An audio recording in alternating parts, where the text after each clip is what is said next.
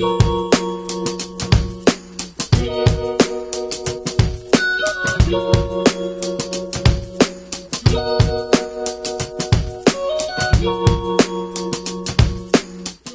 le growth hacking, c'est une méthodologie d'expérimentation rapide guidée par la donnée.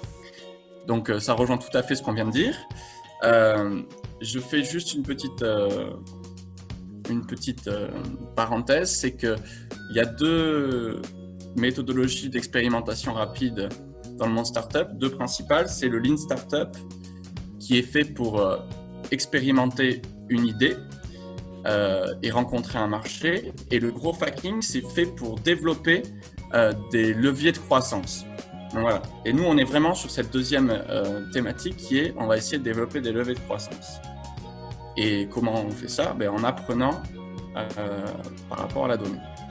Donc, la donnée, concrètement, qu'est-ce qu'elle nous permet de faire? Elle nous permet d'analyser les attentes et le comportement de vos utilisateurs. Et il n'y a rien de mieux que de se rapprocher de vos utilisateurs pour en savoir plus sur votre marché et sur la manière dont vous devez vendre, si vous avez développé le bon produit ou si vous allez développer le bon produit.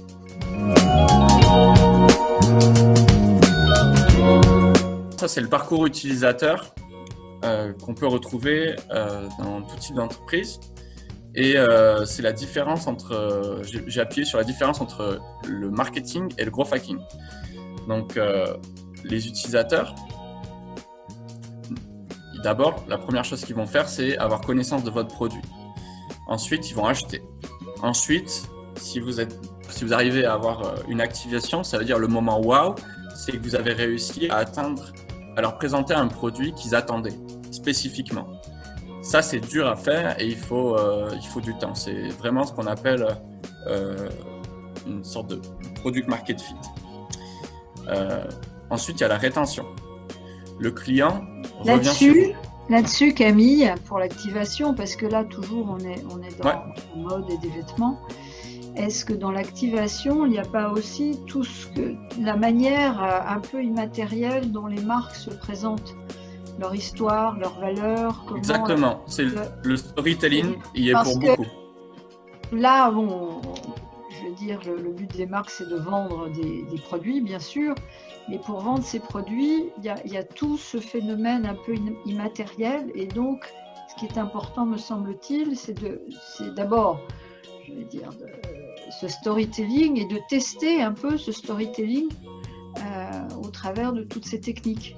Le storytelling, nous, on le teste en permanence, puisque on fait ce qu'on appelle de l'A/B testing. C'est qu'on va mettre en concurrence deux storytelling différents.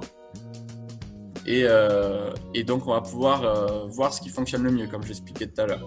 Et le jeu, ça va être de faire cette optimisation dans le temps pour arriver à un moment donné où on va avoir vraiment le bon argumentaire, le bon positionnement de marque qui va faire en sorte que les utilisateurs achètent et au final parlent de vous, etc. etc.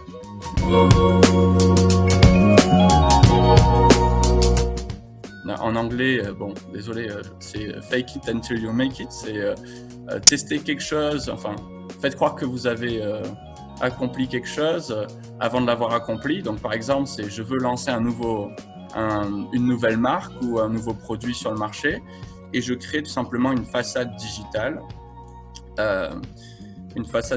Donc une page ou une Facebook ou un site web qui fait croire que le produit est en ligne et qui prend l'adresse email des gens potentiellement intéressés, et ça permet de faire réduire le risque au début d'un lancement de projet et de savoir s'il y a un intérêt à développer tel ou tel produit ou service.